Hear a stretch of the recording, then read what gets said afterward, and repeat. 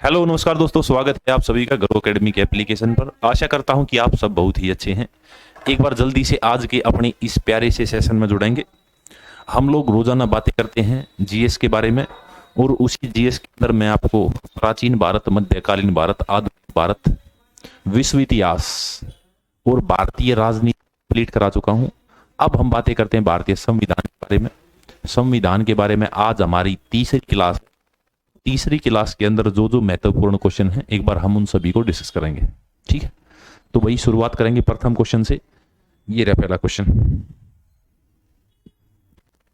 अजय अन्नी नमस्कार भाई, नमस्ते। आप सभी का बहुत बहुत स्वागत है।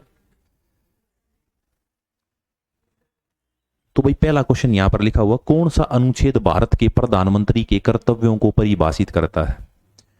सीधा सा क्वेश्चन पूछा गया है, कौन सा आर्टिकल है प्रधानमंत्री से संबंधित है। यदि आपको मालूम है तो एक बार कमेंट सेक्शन में जल्दी से जवाब देंगे, अदरवाइज मैं आपको बताता हूं कि कौन सा अनुच्छेद राज ए। एक बार दोबारा से सोचने का प्रयत्न करें। प्रधानमंत्री के कर्तव्यों को परिभाषित करता है, तो भाई बिल्कुल ठीक बात बताइए।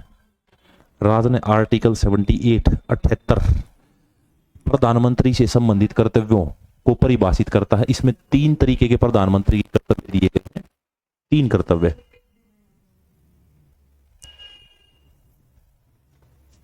ठीक है, हम बात करेंगे कि भाई प्रधानमंत्री से संबंधित अनुच्छेद कौन सा है, तो आप लोग बोलेंगे आर्टिकल 74। आर्टिकल 74 में प्रधानमंत्री का वर्णन मिलता हमें। आर्टिकल 74 में क्या लिखा हुआ है? दीपक हेलो, गरिमा, ठीक है भाई, ठीक है, नमस्ते आप सभी का। पढ़ाई की तरफ मुड़ते हैं। पढ़ाई में पूछा गया है आर्टिकल 74, यदि आपसे पूछे तो आप लोग क्या लिखेंगे? राष्ट्रपति को सलाह देने के लिए एक मंत्री परिषद होगी। राष्ट्रपति को सलाह देने के लिए एक मंत्री परिषद होगी।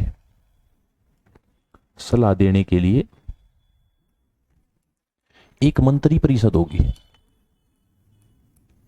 एक मंत्री परिषद, काउंसिल ऑफ मिनिस्टर्स होगी। एक मंत्री परिषद होगी जिसका अध्यक्ष कौन होगा? जिसका अध्यक्ष प्रधानमंत्री होगा। जिसका अध्यक्ष पीएम होगा। ये आप लोग याद रखेंगे। ये आर्टिकल 74 में लिखा हुआ है। देखो कितनी छोटी सी बात है। सारी की सारी पावर्स किसको दे दी? तो आप लोग बोलेंगे सारी की सारी पावर राष्ट्रपति के पास, उसको सलाह देने के लिए एक मंत्री परिषद, इसका चेयरमैन पीएम। अगला अनुच्छेद भी पीएम से संबंधित है, आर्टिकल 75। आर्टिकल 75 में क्या लिखा हुआ भाई? आर्टिकल 75 में लिखा हुआ है कि राष्ट्रपति प्रधानमंत्री की नियुक्ति करेगा। जो राष्ट्रपति हैं प्रधानमंत्री की नियुक्ति करेगा, प्रधानमंत्री की नियुक्ति करेगा।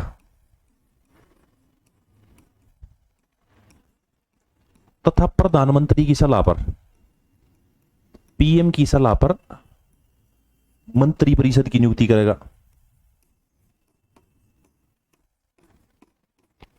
मंत्री परिषद की नियुक्ति करेगा। ये हमारे आर्टिकल 75 में लिखा हुआ। इसके बाद आप पीएम से क्या इंपॉर्टेंट बात याद रखेंगे? एक बात आप लोग याद रखेंगे, बहुमत दल का नेता। बहुमत दल का नेता कौन होगा? तो हमेशा पीएम होगा। बहुमत दल का नेता। विदेशी मंच पे भारत का प्रतिनिधि, विदेशी मंच पे भारत का सर्वोच्च प्रतिनिधि या भारत का प्रतिनिधि कौन होगा? तो आप लोग बोलेंगे प्रधानमंत्री होगा। तीसरा याद रखेंगे, मंत्रिपरिषद और राष्ट्रपति के बीच, मंत्रिपरिषद व राष्ट्रपति यानी प्रेसिडेंट ऑफ इंडिया के बीच पुल का कार्य कौन करेगा? तो आप लोग बोलेंगे बीच पुल का कार्य या सेतु का कार्य हमेशा पीएम करेगा। ठीक है, ये आप लोग पीएम से याद रखेंगे। हम लोग प्रधानमंत्रियों का और भी वर्णन करेंगे आगे बढ़कर। ठीक है, आगे बढ़ते नेक्स्ट क्वेश्चन। क्वेश्चन है, भारत के सबसे लंबे समय तक सेवा करने वाले प्रधानमंत्री कौन है? सबसे बड़ा टेन्योर किस प्रधानमंत्री का है? इंपॉर्टेंट भी क्वेश्चन है और प्यारा भी क्वेश्चन है, आप लोग बताने का काम करेंगे।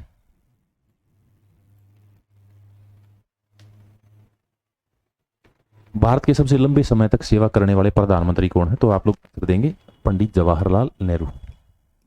ठीक है। अब तो बहुत सारे प्रधानमंत्री हुए, जैसे सबसे पहले प्रधानमंत्री हैं जवाहरलाल नेहरू। इनसे तो बहुत क्वेश्चन आते हैं।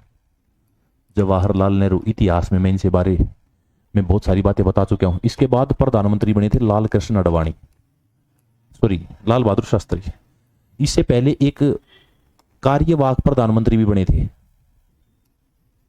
कार्यवाहक प्रधानमंत्री कौन बने थे? तो गुलजारी लाल नंदा, लाल बहादुर शास्त्री। फिर इनकी भी मृत्यु हो गई थी भाई।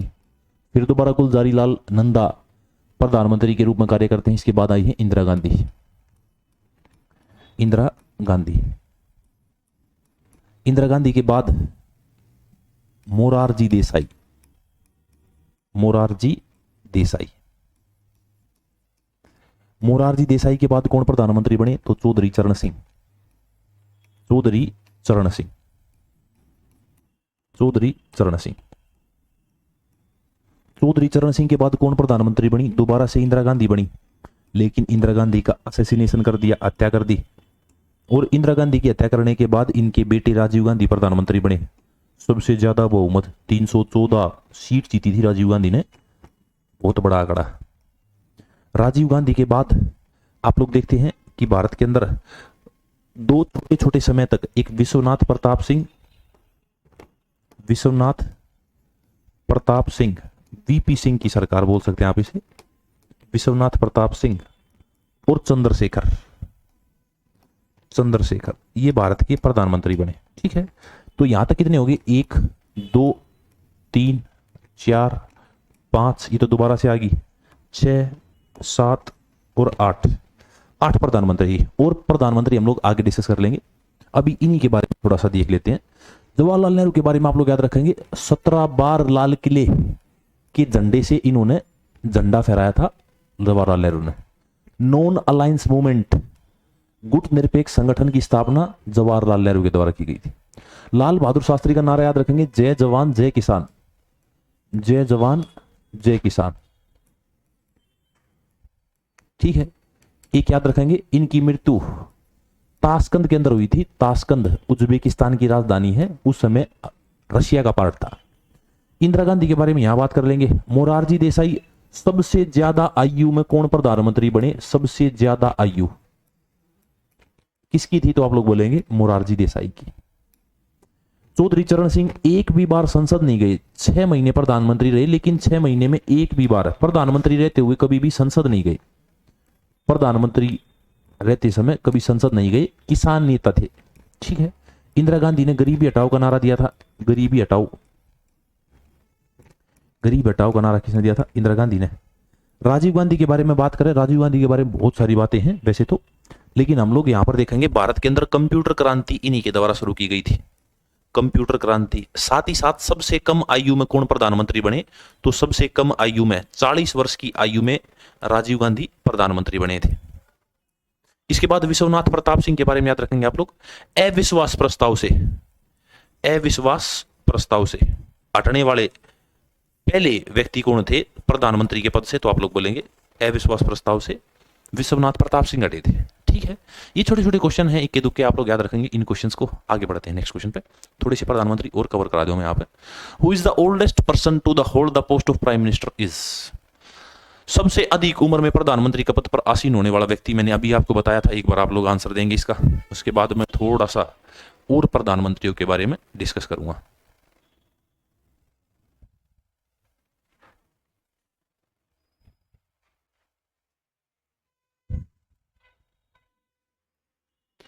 नमस्ते भाई सोनम, नमस्ते। दिखा ना।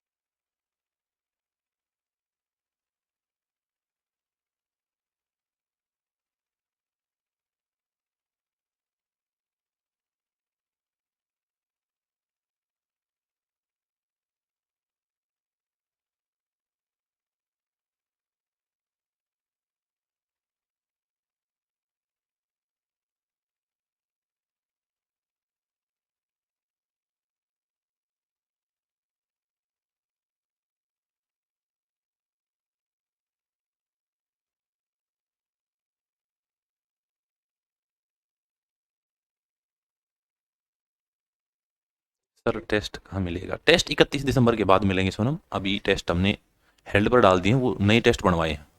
जैसे ही वो आएंगे आपको अपलोड करके दे दिए जाएंगे, ठीक है।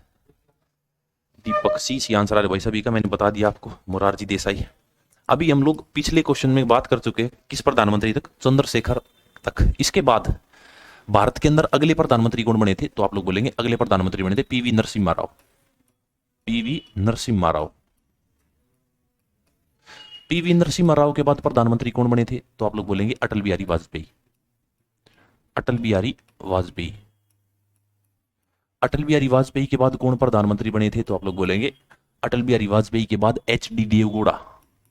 H D Deve Gowda. H D Deve Gowda क्या बने थे? प्रधानमंत्री बने थे। इनके बाद कौन बने? तो आई के गुजराल। आई के गुजराल क्या बने थे? पीएम बने थे, आई के गुजराल।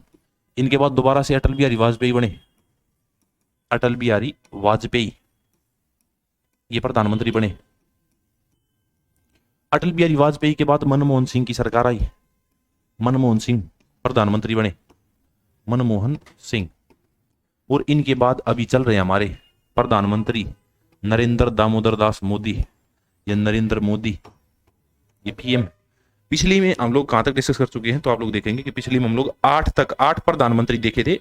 अभी हम लोग आगे बात कर रहे हैं तो ये है 9वें प्रधानमंत्री, ये है 10वें प्रधानमंत्री, ये है 11वें प्रधानमंत्री, ये है 12वें प्रधानमंत्री, ये है 13वें प्रधानमंत्री और ये है 14वें प्रधानमंत्री।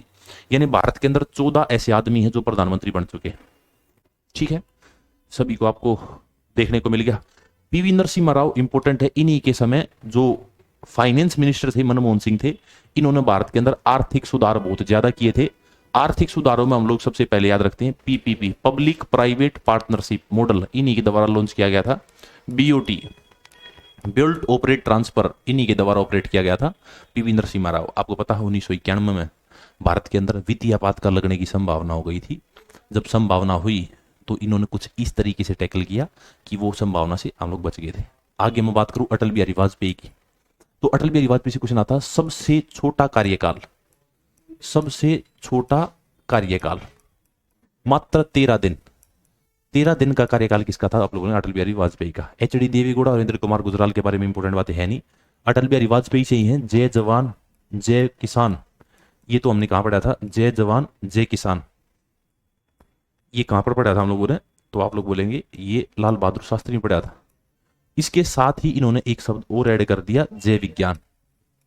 जय विज्ञान, जय जवान जय किसान, जय विज्ञान का नारा किसने दिया था? अटल बिहारी वाजपेयी। मनमोहन सिंह के बारे में तो आप जानते हैं, आर्थिक सुधारों के जनक, यानी भारत के अंदर आर्थिक सुधार का जनक कौन किसे माना जाता है? आप लोग बोलेंगे मनमोहन सिंह। सर एक छोटी सी प्रॉब्लम है, पढ़ाई भी करता हूँ वो अच्छी तरह, रिव्यू भी करता हूँ, लेकिन बस टेस्ट करनी है।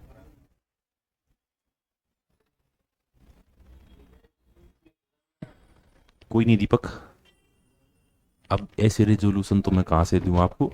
मैं तो आपको पढ़ा सकता हूँ भाई, नंबर दिला सकता हूँ, सिलेक्शन करा सकता हूँ।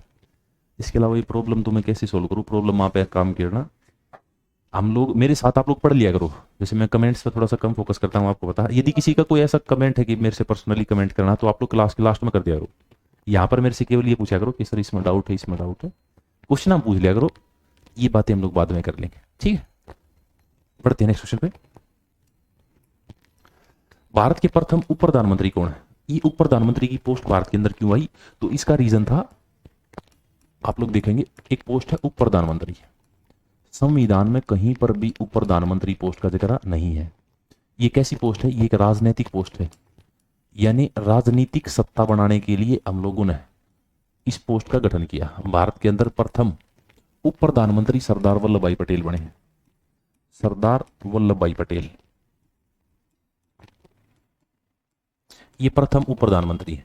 इनके बाद मोरारजी देसाई इंदिरा गांधी की सरकार में, मोरारजी देसाई भारत के उप प्रधानमंत्री बने थे। इनके बाद जगजीवन राम, जगजीवन राम भारत के उप प्रधानमंत्री बने थे। इनके बाद चौधरी चरण सिंह, चौधरी चरण सिंह भारत के उप प्रधानमंत्री बने थे। इनके बाद Y V Chavan, Y V Chavan Bharat के उप प्रधानमंत्री बने थे। इनके बाद चौधरी देवीलाल, देवीलाल भारत के उप प्रधानमंत्री बने थे।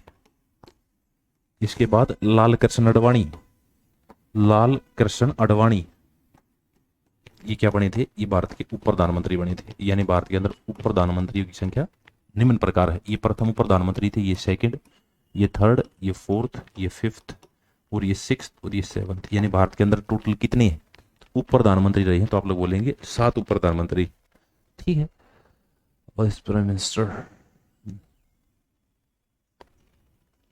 नहीं भाई, कह नहीं सकते, इसके लिए स्पेशल पद दिया जाता है। जैसे राज्यों के अंदर उप मुख्यमंत्री होते हैं, वैसे ही उप प्रधानमंत्री की पोस्ट को बिल्ड किया गया है। हाँ, इनके पास एक मिनिस्ट्री हो सकती है। जैसे मैं आपको एग्जांपल के तौर पर समझाऊं तो मुरारजी देसाई जब प्रधानमंत्री बने तो इनके पास गृह मंत्रालय नहीं था। हाँ, सरदार वल्लभ भाई पटेल बने तब तो था, लेकिन कुछ ऐसे केसेस भी हमें देखने को मिलेंगे जहां पर उप प्रधानमंत्री गृह मंत्री नहीं थे। ठीक है, तो ये बात कह नहीं सकते। हाँ, हो भी सकता है और नहीं भी। जैसे आप लोग फाइनेंस बिल के बारे में पढ़ेंगे तब मैं आपको बताऊंगा कि भाई फाइनेंस बिल मनी बिल हो भी सकता है और नहीं भी, लेकिन मनी बिल हमेशा फाइनेंस बिल होता है।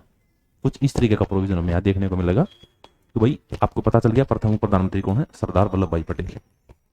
आगे बढ़ते हैं। भारतीय संविधान का अनुच्छेद 76 किस अधिकारी से संबंधित है? महाधिवक्ता, सोलिसिटर जनरल, न्यायवादी। देखो अब ये शब्द आगे, एडवोकेट, सोलिसिटर, अटॉर्नी, इनको मैं समझाने का प्रयत्न करता हूं। देखो 3 शब्द हैं। एक तो आप लोग पढ़ते हैं लॉयर, लॉयर यानी कि वकील, आप मानते हैं लॉयर एक शब्द है। इसके बाद एक शब्द है एडवोकेट, एडवोकेट अधिवक्ता, एक शब्द यह पढ़ा आपने। एक शब्द आपने बहुत बार पढ़ा होगा, बैरिस्टर, बैरिस्टर। अभी आपको लगता होगा कि भाई ये तीनों शब्द एक ही हैं, लेकिन ऐसा नहीं है, ये तीनों शब्द अलग अलग हैं। जैसे मैं बात करूं, लॉयर कौन है? जिसके पास एलएलबी की डिग्री है, यानी या जिसने एलएलबी की है वो क्या है? लॉयर। एलएलबी करने के बाद bar council of India, bar council of India का एक एग्जाम होता है। उस bar council of India, bar council of India के अंदर जिसने एग्जाम क्लियर किया वो क्या बनेगा? एडवोकेट यानी कि अधिवक्ता। ठीक है, और बैरिस्टर कौन है? जो लंदन से डिग्री करके आए हैं, लंदन से जो डिग्री करके आए हैं, लंदन से वकालत करके आए हैं, उनको बैरिस्टर बोलते हैं। यानी एक तो एलएलबी भारत के अंदर की, एक वकालत लंदन से करके आए हैं, उनको बैरिस्टर बोलते हैं। 3 शब्द है। अभी एक शब्द अटॉर्नी जनरल है। आर्टिकल 76 में आप लोग देखेंगे कि भारत का महान्यायवादी। अब ये महान्यायवादी कौन हो भाई?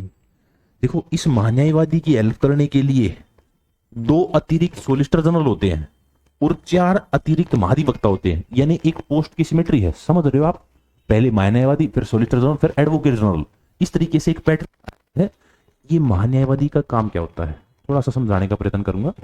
जैसे मैं हूं, तो प्रधानमंत्री मोदी की कोई नीति पसंद नहीं आई और मैंने उनके खिलाफ सुप्रीम कोर्ट में केस डाल दिया।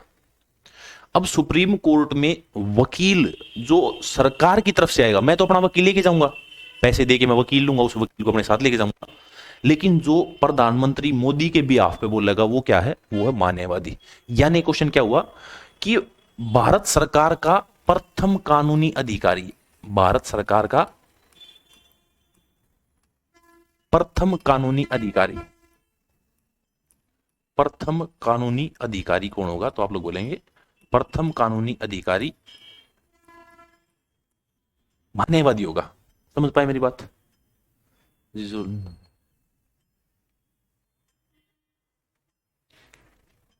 नहीं भाई, वो राजनीति पढ़ते हैं, ठीक है, और बाद में हमारे अनुच्छेद पढ़ने के बाद ही वो भारत के अंदर वकालत कर सकते हैं। ऐसा नहीं वो वहां से करके आया और सीधा कोर्ट में आ जाए वही। ठीक है, एक तर्क देने का, तथ्य देने का, कथन देने का उनके पास यदि अफोर्डेबल है तो भी कर पाएंगे, अदरवाइज नहीं कर पाएंगे। ठीक है, तो ये याद रखेंगे, मान्यवादी। ठीक है, आगे बढ़ते next question. Under which article of the Indian constitution is the parliament constituted? भारतीय संविधान के किस अनुच्छेद के तहत संसद का गठन किया जाता है? आर्टिकल 79, 80, 75 या आर्टिकल 82? बहुत प्यारा क्वेश्चन है। अभी आप लोग संसद, संसद यानी कि पार्लियामेंट, इस संसद के अंदर कितने अंग है? तो आप लोग बोलेंगे संसद के 3 अंग है। यदि क्वेश्चन पूछे संसद के कितने अंग है तो आप लोग बोलेंगे 3 है। प्रथम अंग कौन सा है? तो भारत के राष्ट्रपति, राष्ट्रपति संसद का प्रथम अंग है। दूसरा अंग पूछेगा तो आप लोग बोलेंगे राज्यसभा, राज्यसभा, और यदि तीसरा अंग बोलेंगे तो आप लोग बोलेंगे तीसरा अंग लोकसभा। ये 3 अंग हैं किसके, तो आप लोग बोलेंगे संसद के। ठीक है, अब ये 3 अंग हैं, इन 3 अंगों के बारे में याद रखेंगे। ये जनता के प्रथम प्रतिनिधि हैं, यानी जनता के प्रतिनिधि हैं, सारे के सारे जनता के प्रतिनिधि, सारे के सारे। एक क्वेश्चन आता है, जनता का प्रथम अपीलीय अदालत, जनता की प्रथम अपीलीय अदालत, यानी कि सारी की सारी अपील कहां पर करेंगे, तो आप लोग बोलेंगे, आप लोग याद रखेंगे, संसद के अंदर करेंगे। ठीक है, संसद लोग आर्टिकल 79 के अंदर पढ़ते हैं। ठीक है, अभी आप लोग एक बात और पढ़ेंगे, संसद 2 थी, एक तो ये संसद है, इसका नाम चेंज हो गया भाई, अब आप लोग इसका नाम याद रखेंगे, संविधान सदन, संविधान सदन नाम हो गया। सेंट्रल विस्टा प्रोजेक्ट के तहत एक नई संसद बना दी गई है, कुछ ऐसी, ये नई संसद है। सेंट्रल विस्टा प्रोजेक्ट के माध्यम से इस नई संसद को बनाया गया है, ये भी याद रखेंगे। ठीक है, आगे बढ़ते हैं नेक्स्ट क्वेश्चन पे। राज्यसभा में अधिकतम कितने सदस्य हो सकते हैं, राज्यसभा में अधिकतम कितने सदस्य हो सकते हैं। 2 तरीके से क्वेश्चन आया है। ठीक है, दोनों तरीके का मैं आपको दिखाऊंगा। एक तो बात याद रखेंगे, शब्द है राज्यसभा, राज्यसभा। क्वेश्चन आता है house of states, house of states किसे बोला जाता है, तो हाउस ऑफ स्टेट्स राज्यसभा को बोला जाता है। ठीक है, द्वितीय सदन, द्वितीय सदन किसे कहा जाता है, आप लोग बोलेंगे राज्यसभा को बोला जाता है। फिर पूछता है उच्च सदन, उच्च सदन किसे बोला जाता है, तब भी आप क्या आंसर देंगे, राज्यसभा को। राज्यसभा के बारे में और क्या बात याद रखेंगे, यदि पूछे कि राज्यसभा का कार्यकाल कितना है, तो राज्यसभा का कार्यकाल अनिश्चित है, कार्यकाल अनिश्चित। लेकिन इसके सदस्य का कार्यकाल पूछेगा तो मैं आपको उस सदस्य का कार्यकाल जरूर बताऊंगा। यदि कार्यकाल में पूछे कि सदस्य का कार्यकाल कितना है, तो सदस्य का कार्यकाल है 6 वर्ष। ठीक है, ये क्वेश्चन बहुत इंपॉर्टेंट है, एग्जाम के अंदर आया भी है कि राज्यसभा के सदस्य का कार्यकाल कितना होगा, 6 वर्ष। क्यों होगा, क्योंकि हर 2 साल बाद, प्रत्येक 2 वर्ष बाद, प्रत्येक 2 वर्ष बाद 1/3 मेंबर यानी 1/3 सदस्य रिटायर हो जाते हैं। ठीक है, 1/3 सदस्य रिटायर हो जाते हैं। अब एक बात और समझने का प्रयत्न करें, राज्यसभा स्टार्टिंग में बनी तो कुछ कुछ इस तरीके से बनाई गई थी। ये 3 डिब्बे थे, इसके अंदर आदमी बिठा दिए गए कंप्लीट। उसके बाद इस राज्यसभा में क्या हुआ, इस राज्यसभा में एक सीट खाली कर दी और इन मेंबर्स को अगले 2 साल के लिए यहां लिया है और इन मेंबर को यहां लिया है और इनकी जगह पर नए आ गए। एक ऐसी सिमेट्री बनाई कि भाई इस तरीके से चलती रहे, 2 सदस्य यहां आए, 2 साल, 4 साल, 6 साल और रिटायर हो गए। इस तरीके से इस सदस्य का कार्यकाल डिजाइन किया गया।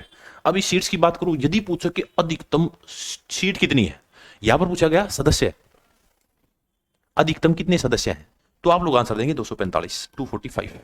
लेकिन अधिकतम सीट्स की बात करूं तो आप लोग आंसर देंगे 250। ठीक है, 250। लेकिन आज 245 सदस्य हैं। 245 सदस्य का डिवीजन कैसे किया गया है, 229 व्यक्ति कहां से आते हैं, स्टेट से, 4 व्यक्ति कहां से आते हैं, यूटी से, और 12 सदस्य राष्ट्रपति मनोनीत करता है। क्या मेरी बात आप लोग समझ पाए, जो मैं आपको बताना चाहता हूं। 229 सदस्य स्टेट यानी कि राज्यों से चुने गए, 4 सदस्य कहां से चुने गए, यूटी यानी केंद्र शासित प्रदेश, और ये क्या है, ये मनोनीत किए गए हैं किसी भी खेल, शिक्षा या अन्य किसी जगत से कि भाई उस क्षेत्र को बढ़ावा मिल सके। आज सीटें हैं 250, लेकिन अधिकतम सीटों की संख्या कितनी है, आप लोग बोलेंगे 250। आगे बढ़ते हैं, नेक्स्ट क्वेश्चन हम आप लोग दोबारा से देखेंगे। ये है वही question, the Rajya Sabha can have a maximum number of members डेस। क्या मेरी बात समझ पाए, जो मैं पिछली मैं आपको समझाना चाहता था।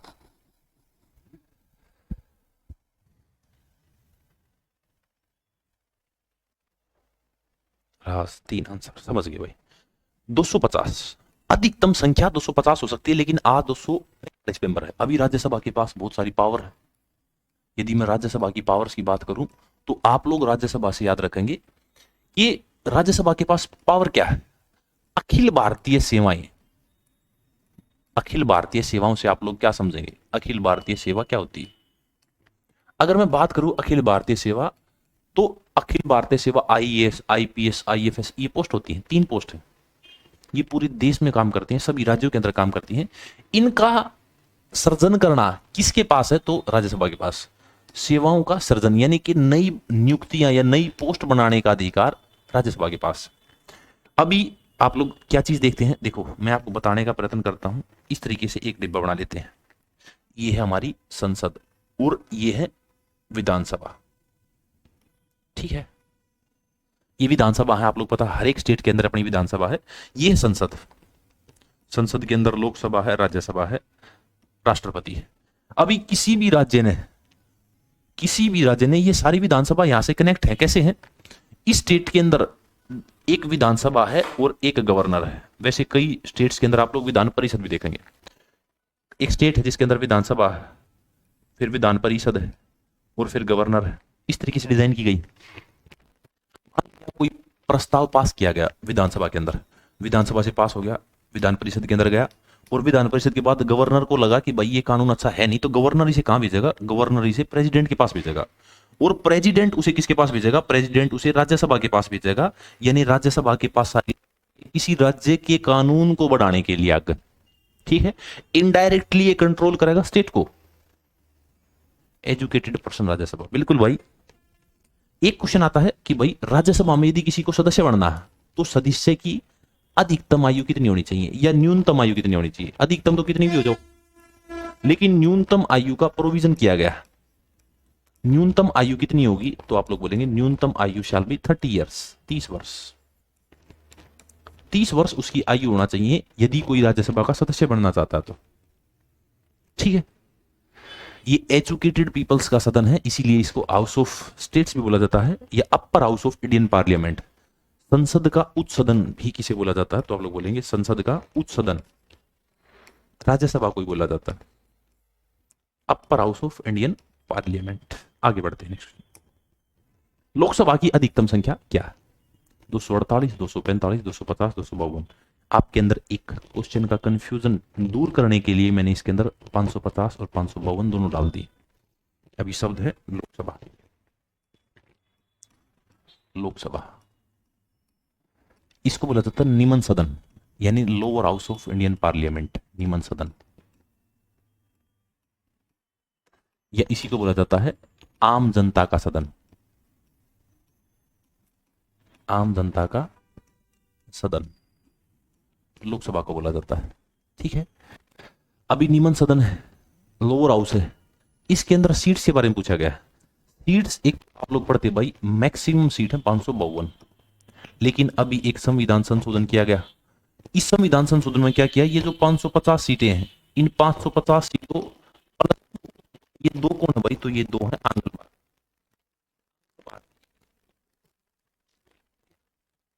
भारतीय सदस्य थे, इनकी सीटों को खत्म कर दिया, नहीं किया गया, रिन्यू नहीं किया, तो ये 2 सीटें खत्म होगी। तो आज कितनी सीटें हैं? 550। मेरी बात आप लोग समझ पाए?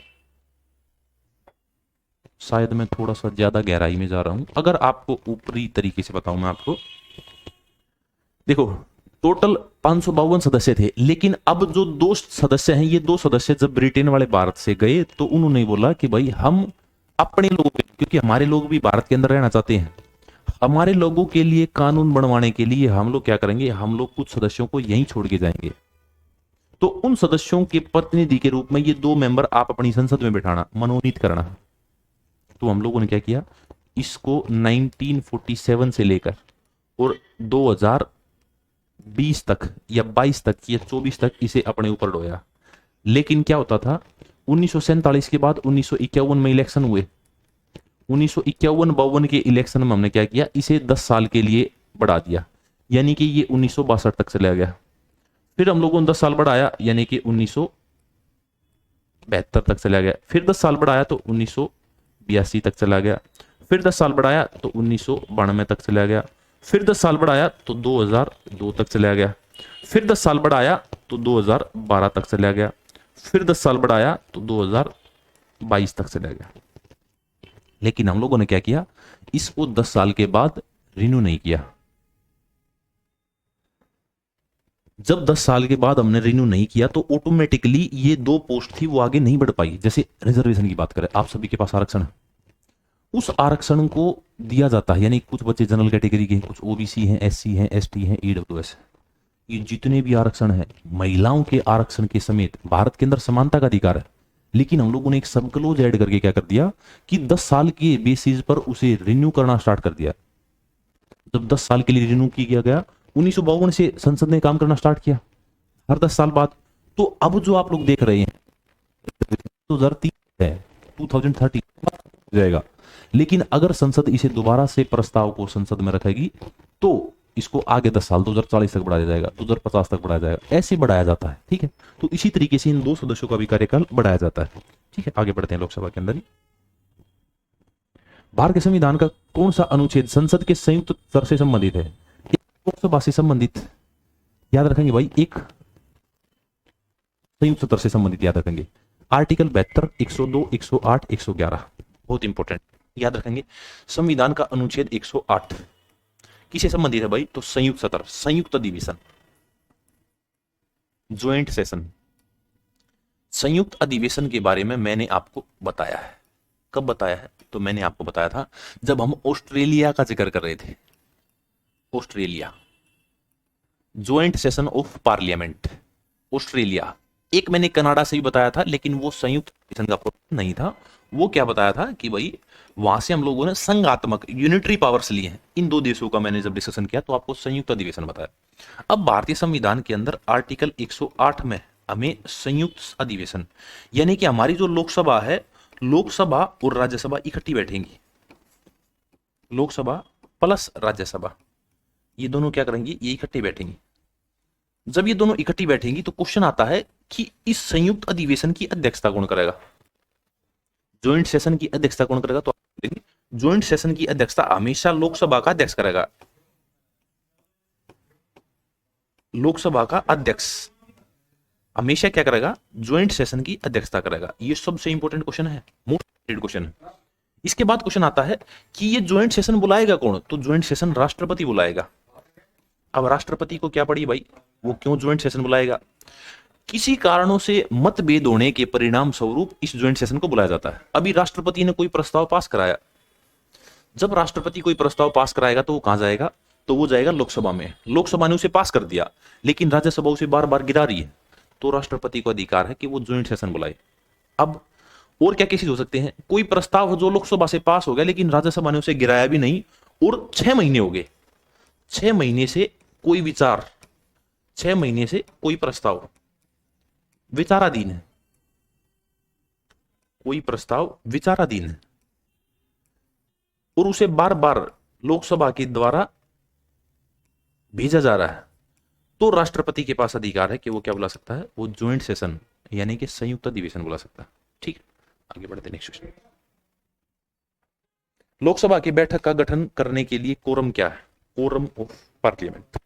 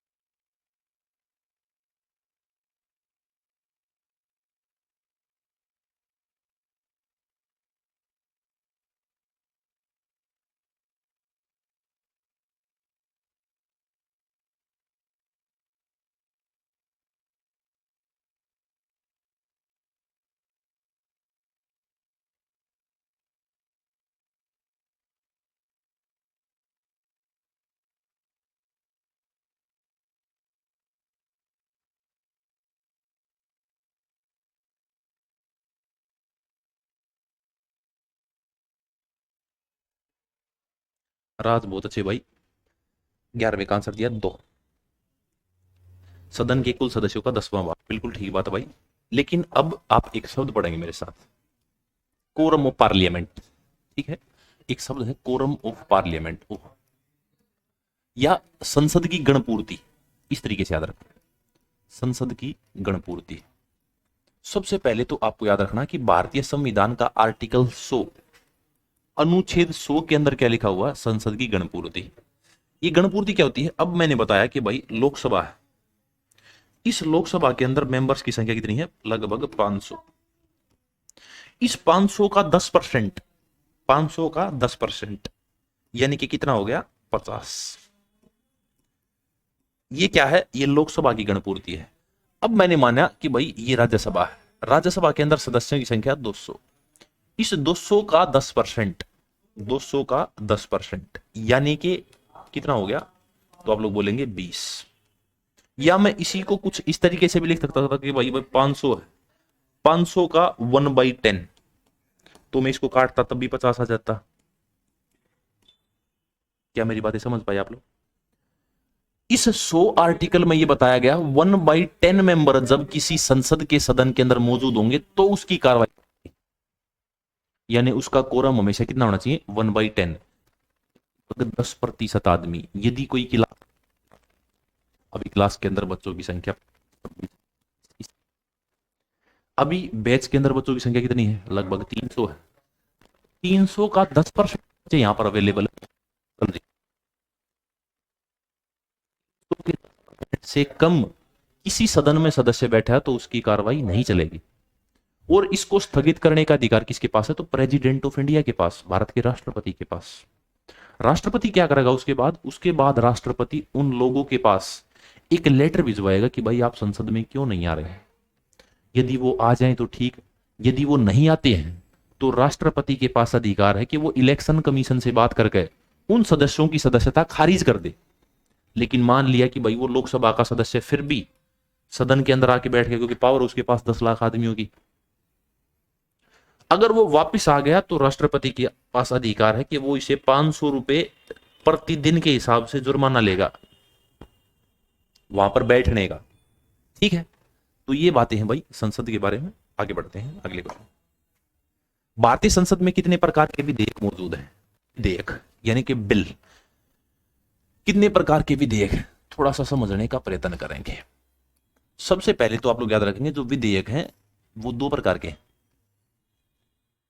लेकिन यहां पर पूछा गया है भारतीय संसद में कितने प्रकार के विधेयक। ठीक है, अगर मैं केवल विधेयक की बात करूं तो विधेयक 2 प्रकार के हैं। एक तो सरकारी बिल, गवर्नमेंट बिल यानी सरकारी विधेयक, और दूसरा है गैर सरकारी विधेयक, गवर्नमेंट बिल और नॉन गवर्नमेंट बिल।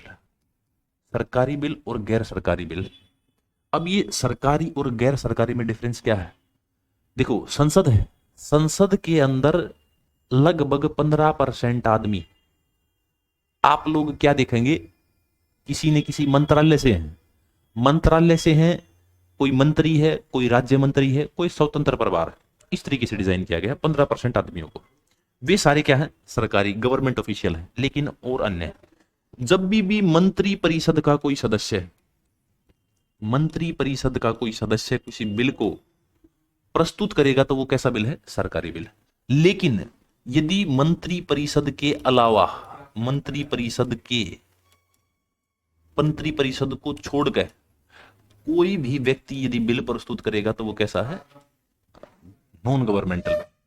अब ये मंत्री परिषद के पास कितने तरीके के बिल जारी करने का अधिकार है? तो संसद के अंदर 4 तरीके के बिल डिजाइन किए गए। एक ऑर्डिनरी बिल यानी कि साधारण विधेयक, एक विधेयक का नाम क्या है? साधारण विधेयक। दूसरा बिल कैसा है? तो दूसरा बिल आप लोगों ने पढ़ा है धन विधेयक यानी कि मनी बिल, धन विधेयक।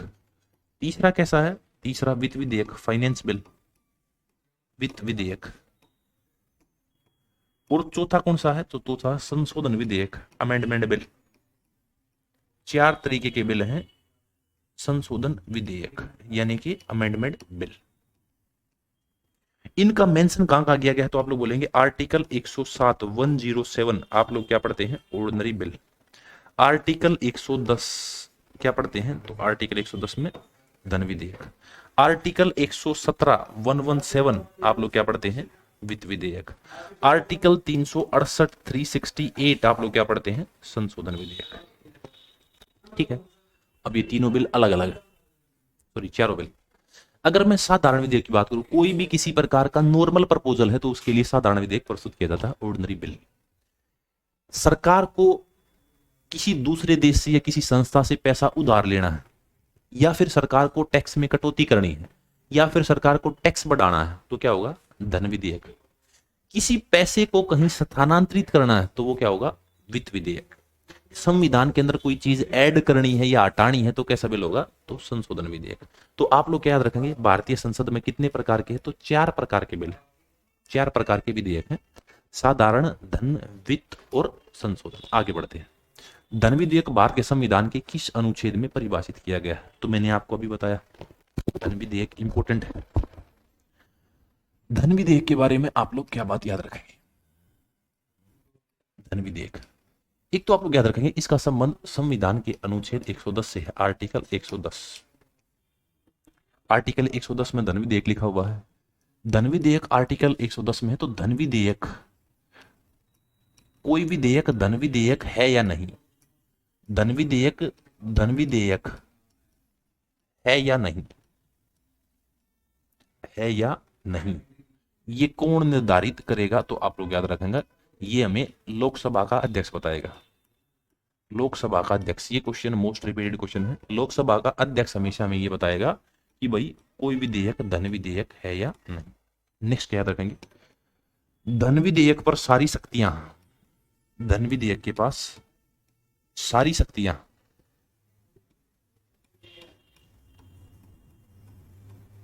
किसके पास है? तो आप लोग बोलेंगे सारी शक्ति लोकसभा के पास।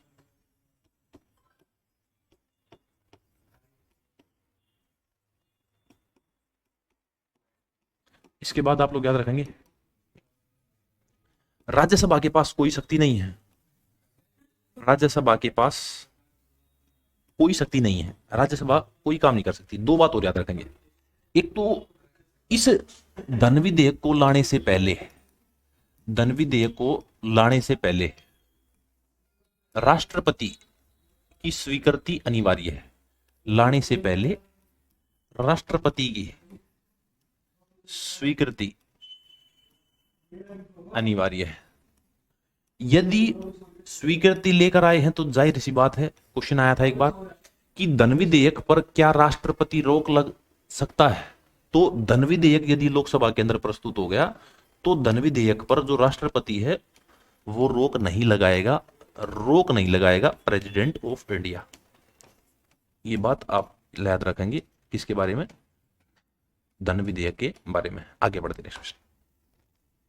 भारत का संविधान बजट को डैश के रूप में संदर्भित करता है? वार्षिक वित्तीय विवरण, धन विधेयक, वित्त विधेयक, वार्षिक धन विवरण। धन विधेयक इंपोर्टेंट के बाद इंपोर्टेंट है। Yes sir, money bill Rajya Sabha yes रोक सकता भाई, लेकिन यदि 14 दिन उसने रोक लिया तो 14वें दिन पास हो जाएगा, उनके पास कोई पावर नहीं होगी। ठीक है। संविधान बजट को डैश के रूप में संदर्भित करता है, तो संविधान के अंदर बजट सब कहीं पर भी नहीं लिखा हुआ, पर लिखा हुआ एनुअल स्टेटमेंट। अभी संविधान का आर्टिकल है 112, 112 के अंदर लिखा हुआ है वार्षिक वित्तीय विवरण, यानी कि एनुअल फाइनेंशियल स्टेटमेंट। वार्षिक वित्तीय विवरण, एनुअल फाइनेंशियल स्टेटमेंट, या इसी को आप लोग क्या लिखेंगे? बजट। अभी एक शब्द है बजट। बजट फ्रेंच भाषा का एक शब्द है बोगुट, उस फ्रेंच भाषा के सबक बोगुट से बजट बना है। और इसी बजट का अर्थ क्या? तो आप लोग बोलेंगे बजट का अर्थ है चमड़े का थैला, चमड़े का थैला।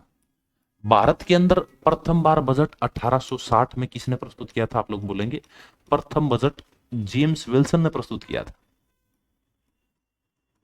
जेम्स विल्सन ने प्रथम बजट इंट्रोड्यूस किया था।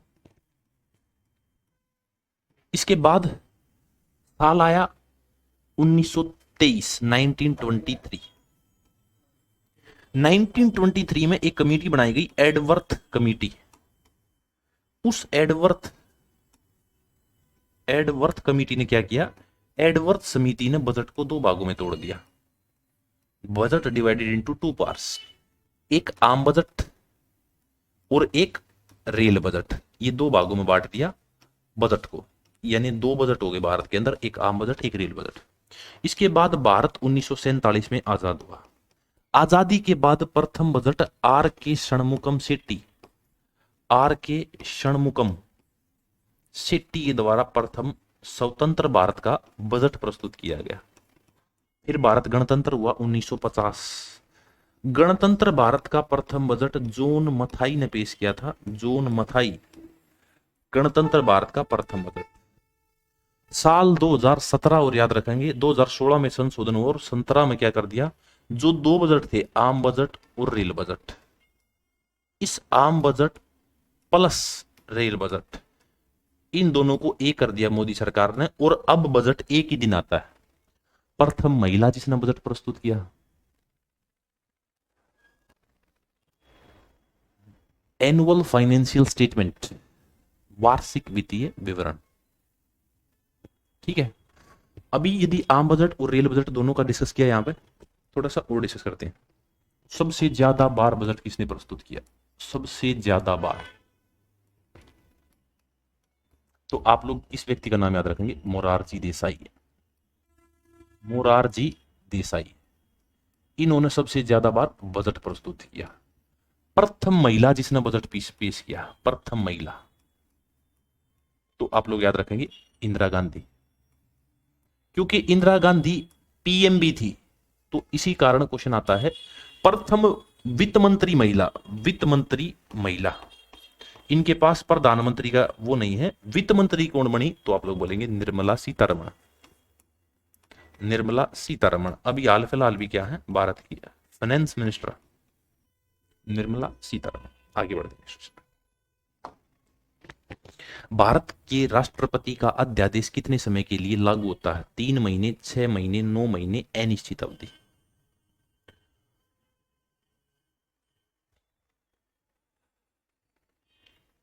बहुत प्यारा क्वेश्चन है भाई। ऑर्डिनेंस ऑफ प्रेसिडेंट, राष्ट्रपति की अध्यादेश,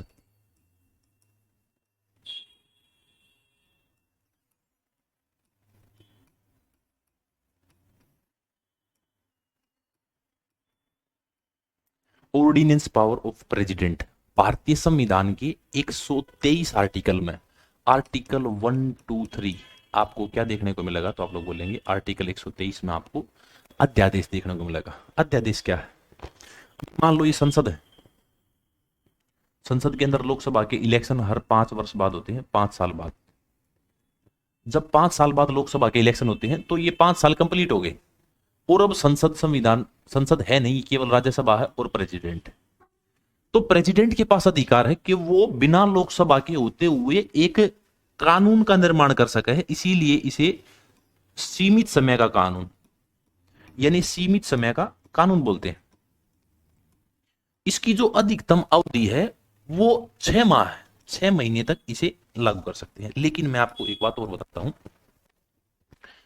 जो कानून बनाया और कानून बनाने के तुरंत बाद 1 सप्ताह बाद या 1 महीना बाद एक संसद का निर्माण हो गया, संसद के अंदर लोकसभा के इलेक्शन हो गए और संसद दोबारा से चालू हो गई, तो इसके चालू होने के 6 सप्ताह बाद तक, 6 सप्ताह बाद तक ये वैलिड है, यानी 6 सप्ताह 742 यानी 42 डेज, ये क्या होगा, वैलिड होगा। समझने का प्रयत्न करेंगे। संसद की लोकसभा बैठी, लोकसभा बैठी तो उससे पहले ये कानून था, 6 महीने तक लागू रह सकता था, लेकिन संसद बैठने के बाद 6 सप्ताह के अंदर या तो संसद इसे रिन्यू करेगी कि भाई ठीक है ये कानून इसे लागू रहने दो, या फिर अगर लागू नहीं करेगी तो 6 सप्ताह के बाद ऑटोमेटिक ये कानून खत्म हो जाएगा। ठीक है, इसी को क्या बोलते हैं, ऑर्डिनेंस पावर ऑफ प्रेसिडेंट, यानी राष्ट्रपति की अध्यादेश शक्ति। आगे बढ़ते हैं। भारतीय संविधान के किस अनुच्छेद के तहत संसद का गठन किया जाता है, तो मैंने अभी आपको बता दिया था, ये क्वेश्चन शायद रिपीट हो गया।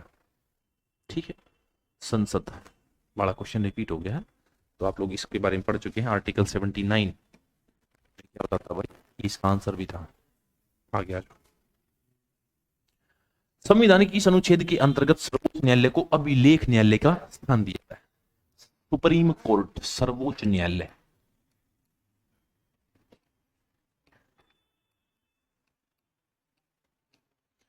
सर्वोच्च न्यायालय का संबंध भारतीय संविधान के किस अनुच्छेद से है? आर्टिकल 124। क्या लिखा हुआ है? भारत का एक सर्वोच्च न्यायालय होगा,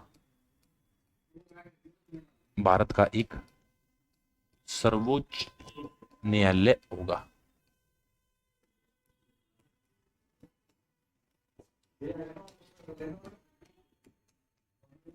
ठीक है, सुप्रीम कोर्ट होगा। अब भारत के अंदर एक बार आप कमेंट बताएंगे, भारत का प्रथम सुप्रीम कोर्ट कब बनाया गया?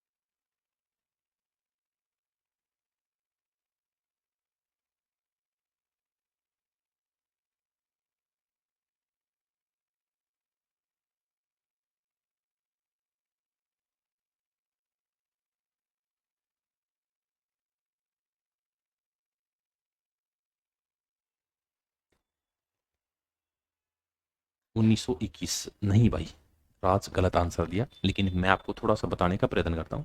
भारत में प्रथम सुप्रीम कोर्ट की स्थापना 1774 के अंदर हुई थी, कलकत्ता के अंदर हुई थी। चैम्बर, लेमेंस्टर और हाइड तथा एलिजा एम्फे, मैं आपको ये बता चुका हूं। ठीक है, तो क्या हो गया?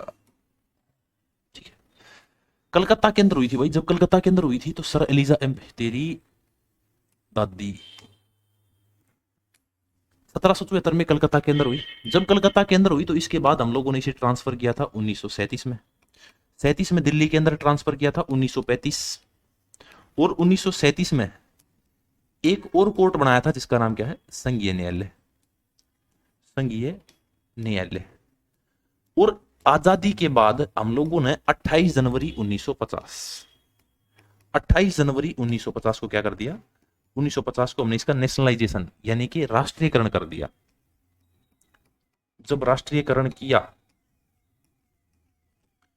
इस राष्ट्रीयकरण करने के बाद इसके अंदर 8 सदस्य थे, यानी कि 8 सदस्य जज थे। और 8 में जो सर्वोच्च था उसका नाम आप लोग याद रखेंगे, चीफ जस्टिस ऑफ इंडिया, यानी भारत का मुख्य न्यायाधीश। भारत का मुख्य न्यायाधीश इस समय कौन था? तो आप लोग बोलेंगे भारत का मुख्य न्यायाधीश। भारत का मुख्य न्यायाधीश कौन था? तो आप लोग याद रखेंगे हीरालाल जे कानिया। हीरालाल जे कानिया।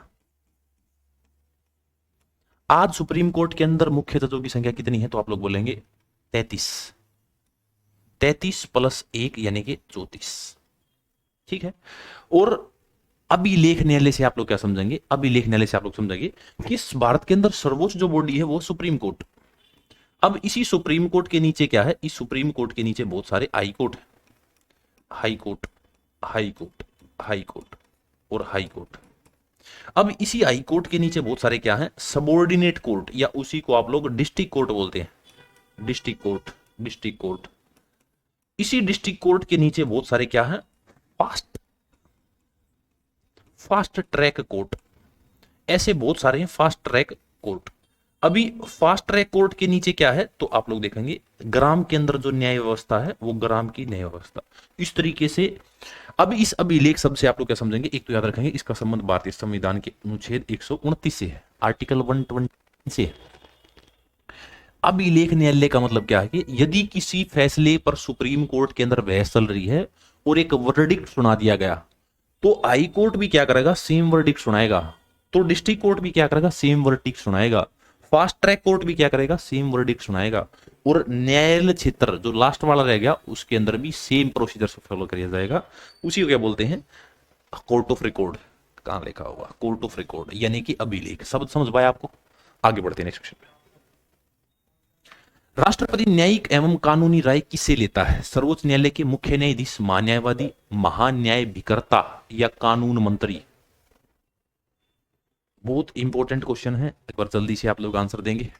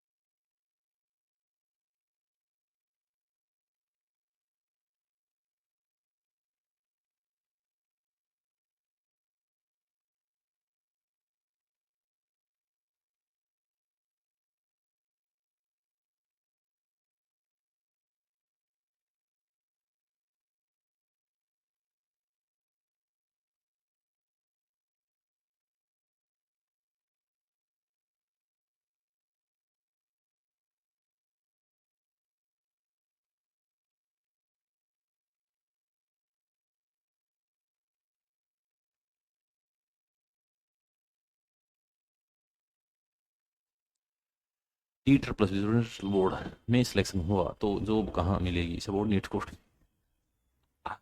किसकी, पियोन वाली या प्रोसेस सर्वर की? देखो भाई, कोर्ट में एक बात मैं आपको बता दूं, मैंने कोर्ट में बहुत सारे एग्जाम, ये आपको ऐसा लग रहा होगा, एक बार मैंने क्या कर दिया था, यूट्यूब में मैं क्लास ले रहा था, कोर्ट के लिए पढ़ा रहा था, तो बच्चे बोले कि भाई खुद तो एग्जाम निकाला नहीं और हमें पढ़ाने चला है, तो मैंने क्या कर दिया, मेरा एक ज्वाइनिंग लेटर था कोर्ट का, एल मद का, मैंने उसको यूट्यूब पे दिखा दिया, तो उसके बाद कमेंट आने लगे कि भाई सर मत मरोड़ हो रही है, ये हो रखा वो हो रखा है, तो उसके बाद मैंने सोचा कि थोड़ा सा शो ऑफ कम ही रहे तो ठीक है, लेकिन यदि आप कोई भी वैकेंसी लगती है तो आपको डिपार्टमेंट मिलेंगे दिल्ली के अंदर, दिल्ली विधानसभा के अंदर नौकरी आ सकती है अगर आप जूनियर असिस्टेंट लगती है, ठीक है, दिल्ली के 300 क्षेत्र आते हैं ना, एमसीडी में नौकरी आ सकती है, कहीं पर भी आ सकती है, ठीक है, वो पोस्टिंग के हिसाब से होगा। अभी यहाँ पर एक शब्द पढ़ाऊंगा मैं आपको, आर्टिकल 143, यदि कोई बच्चा सरकारी स्कूल में पढ़ा तो उसको इसका मतलब कुछ पता होगा, जैसे मैं पढ़ता था तो हमारे वहां यदि किसी को 143 बोल दिया तो इसका मतलब है आई से है आई, और 4 के अंदर 4 लेटर होते हैं LOVE, और 3 के अंदर YOU, यानी आई लव यू। इस तरीके से आप लोगों ने शायद याद होने की संभावना ज्यादा है, 143 आई लव यू, इसका मतलब क्या है? इस आर्टिकल के अंदर बताया गया है कि राष्ट्रपति जो है वो राष्ट्रपति प्यार करता है सुप्रीम कोर्ट से, और राष्ट्रपति सुप्रीम कोर्ट से यानी सर्वोच्च न्यायालय से सलाह ले सकता है किसी भी मामले पर, सर्वोच्च न्यायालय से सलाह ले सकता है, और सुप्रीम कोर्ट सलाह देने के लिए बाध्य है, यानी कि सुप्रीम कोर्ट को सलाह देनी पड़ेगी। जब सुप्रीम कोर्ट सलाह देगा तो सुप्रीम कोर्ट के कितने मेंबर सुप्रीम कोर्ट के 5 मेंबर, 5 सदस्य किसको सलाह देंगे? 5 सदस्य प्रेसिडेंट ऑफ इंडिया के पास जाएंगे और उनको सलाह देंगे। और प्रेसिडेंट ऑफ इंडिया को जब ये सलाह देने के लिए जाएंगे तो इसके अंदर इंक्लूडेड है चीफ जस्टिस ऑफ इंडिया, यानी भारत का मुख्य न्यायाधीश। भारत का मुख्य न्यायाधीश इसके अंदर इंक्लूड है। तो आप लोग याद रखेंगे, भारत का मुख्य न्यायाधीश जब इंक्लूड है तो इस अनुच्छेद के अंदर आप लोग क्या पढ़ पाए? कानून राय किसे ले सकता है? तो चीफ जस्टिस ऑफ इंडिया या chief justice of supreme court, सर्वोच्च न्यायालय के मुख्य न्यायाधीश से सलाह ले सकता है राष्ट्रपति। ठीक है, आगे बढ़ते हैं। भारत के नियंत्रक और महालेखा परीक्षक एक हैं। 2 सदस्यीय निकाय, 3 सदस्यीय निकाय, एकल सदस्य निकाय या 6 सदस्य निकाय। कितने सदस्य होते हैं? एक। आप लोग आर्टिकल पढ़ते हैं, आर्टिकल 148 से लेकर 151, 151, इसके अंदर क्या लिखा हुआ है? कैग, यानी कि comptroller and auditor general of India, Bharat का नियंत्रक एवं महालेखा परीक्षक।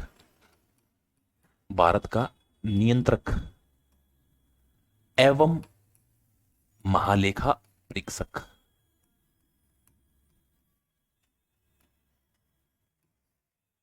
ठीक है, किस आर्टिकल 148 से 151 तक। अब इसके बाद आप लोग अनुच्छेद पढ़ना स्टार्ट करते हैं। आर्टिकल 148 में लिखा हुआ भारत का, इसको मैं शॉर्ट फॉर्म में ऐसे लिखता हूं, CAG, comptroller and auditor general of India. इसके अंदर लिखा हुआ भारत का एक कैग होगा, भारत का एक कैग होगा, यानी comptroller and auditor general of India होगा। इस अनुच्छेद में ये लिखा हुआ है। इसके बाद आर्टिकल 149, 149 में क्या लिखा हुआ है? कैग के कर्तव्य एवं शक्तियां, कैग के कर्तव्य एवं शक्तियां, यानी कि क्या क्या इसके कर्तव्य और क्या क्या इसके पास पावर्स यानी कि शक्तियां होंगी, ये मेंशन किया गया आर्टिकल 149 में। इसके बाद है आर्टिकल 150, 150 के अंदर क्या बताया गया है? आर्टिकल 150 में बताया गया है कि कैग फाइनेंस से संबंधित वित्तीय साख को बढ़ाने के लिए राष्ट्रपति को परामर्श देगा। वित्तीय साख को बढ़ाने के लिए, वित्तीय साख को बढ़ाने के लिए राष्ट्रपति को परामर्श देगा।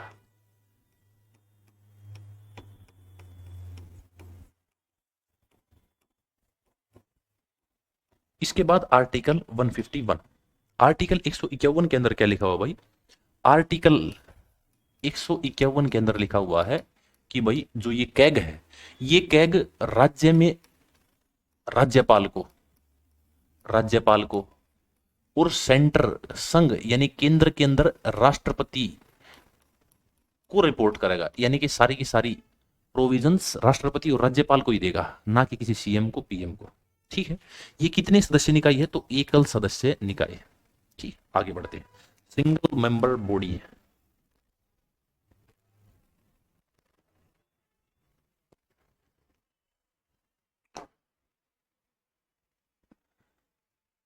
एक भाई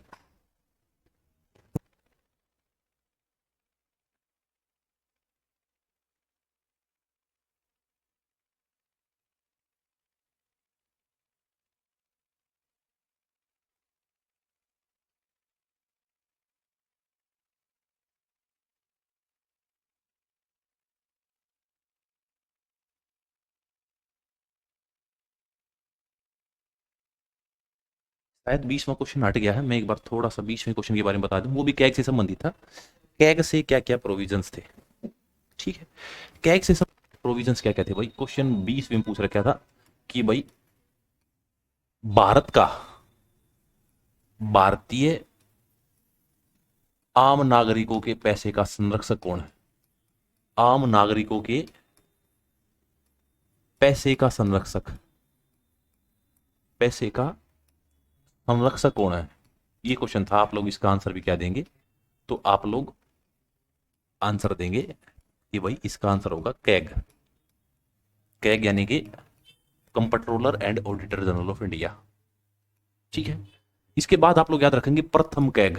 भारत के अंदर प्रथम कैग कौन था? प्रथम comptroller and auditor general of India कौन था? तो आप लोग बोलेंगे V Narahari Rao. V Narahari Rao, V Narahari Rao, ये भारत के प्रथम कैग थे। इसके बाद आता है वर्तमान कैग। वर्तमान में भारत के कैग कौन है? तो वर्तमान कैग भारत के हैं गिरीश चंद्र मुर्मू, जीसी मुर्मू, यानी कि गिरीश चंद्र मुर्मू, ये भारत के कैग है। ठीक है, तो भाई ये अपनी यहां तक। अगली बारे में बात करना स्टार्ट की क्लास करते हैं। आप सभी का हमारे साथ जुड़ने के लिए हृदय की अनंत गहराइयों से बहुत बहुत धन्यवाद। यदि किसी बच्चे का अब कोई डाउट है, कमेंट है, तो आप कमेंट सेक्शन में डाल दीजिए, मैं उसका जवाब दे दूंगा। उसके बाद क्लास की समाप्ति करेंगे। सर जी, कंप्यूटर स्क्रीन के सामने रहने से आंखें थोड़ी कमजोर हो गई हैं, बता दीजिए। वो तो आपने जो किया, मेरी आंखें कमजोर हुई थी तो मेरी माता जी यहाँ धनिया पिसा हुआ, उस पिसे हुए धनिये में घी डाल, मीठा, बूरे किया था। तीन चीजें, घी, धनिया और बूरा, इन तीनों को मिक्स किया था। मिक्स करने के बाद सुबह खाली पेट मेरे को देती थी, मैं खाली पेट उसे खाता था, तो मेरी आंखों की रोशनी अच्छी हो गई थी। वरना मेरी भी आंखें बहुत दुखती थी भाई, पढ़ते वक्त तो बहुत ज्यादा दुखती थी, बिल्कुल लाल रहती थी। ठीक, तो ये आप लोग अपना सकते हैं, आपके लिए बेनिफिशियल हो तो। सर प्रेजेंट में कैग का तो मैंने लिख दिया यहाँ पर, जीसी मुर्मू, गिरीश चंद्र मुर्मू, ये जम्मू कश्मीर के उपराज्यपाल भी रह चुके हैं। ठीक है, माने पोस्ट पर तो ज्यादा मत भी चल रही। जनरल का नाम बता देता हूँ, अटॉर्नी जनरल ऑफ इंडिया को छोड़ के solicitor general Tushar Mehta. Next class में करेंगे। Bye bye.